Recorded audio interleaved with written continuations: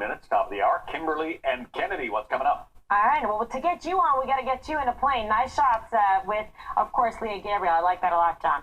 All right, so the immigration crisis heating up as the Obama administration steps up its sales pitch to convince lawmakers to approve nearly $4 billion to combat the growing problem. And plus, a little later, if you've ever applied for a job, you probably had to say whether or not you've been convicted of a crime. But now some critics want to change all that.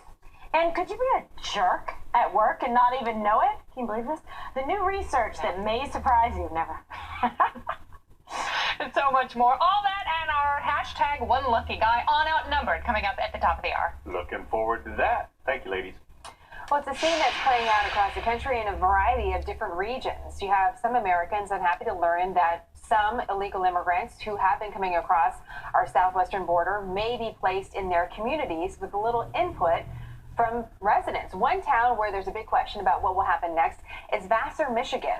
Residents there protesting a local company that's agreed to house illegal immigrants, although it's no sure thing that it's going to happen. Joining us now, Vassar's Mayor Pro Tem, Dan Surgeon. He's the vice mayor, as I understand it. Dan, it's great to have you on the program. Tell us a little bit about what's going on in your 2,600-person town. Thank you, Jenna. On July 1st, myself and 3 other council people, the city manager, police, fire, school superintendent, we were invited to a informational meeting at Pioneer Work and Learn, or Wolverine Human Services. And they had a plan that they wanted to share with us. Well, upon getting there, most of us had no idea what it was all about. They explained to us that they had been talking with a company called Heartland Alliance, Chicago, Illinois. And that the plan was that they were going to bring to Vassar anywhere from 60 to 120 juveniles from the border area, ages 14 to 17. They laid out their plan. They never at any time ever asked us for permission or any input. They didn't ask for any advice, although they did give us a chance at the end to ask them questions. So we were basically told this is what it was going to be if the contracts are signed and so forth. And let me just stop you there. That's a big if right now, Dan, right? We don't know for sure if that's going to happen. We just know that this nonprofit in your town is offering to the contract to the government. Yes. They visited each other's facilities. Our people went to Chicago, theirs came here, looked around, and apparently both agreed that this would be a good fit for Pioneer Work and Learn.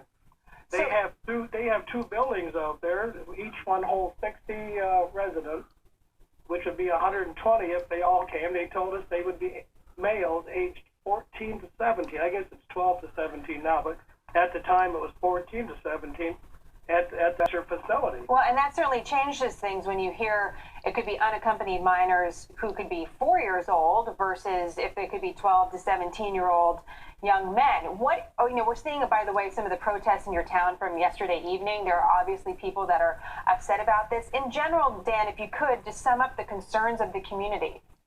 I think most of the concerns is about security. I personally know some people who are from Honduras, they're from Guatemala, and they have told me that these young children, as they're like to be called, they are not children at all.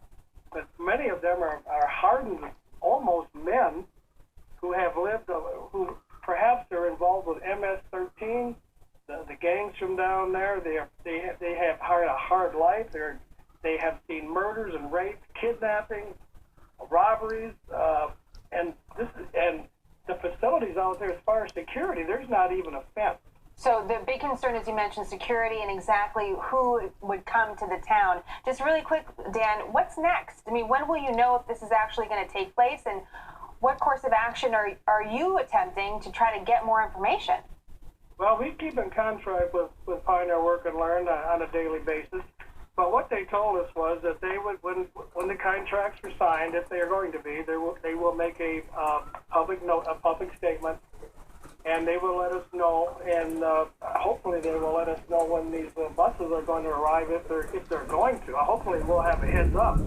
Well, in some states they just all of a sudden show up, and even the governor doesn't know about it. So I hope that doesn't happen here. Well, it's interesting to get your perspective, though, one town's perspective on how this issue is impacting you so far away from the border. Dan, let's stay close. We've also reached out to Wolverine Human Services Pioneer Work and Learn Center in Vassar, by the way. We haven't received any response, so we're waiting for that as well. Dan, great to have you on the program. Thank you so much.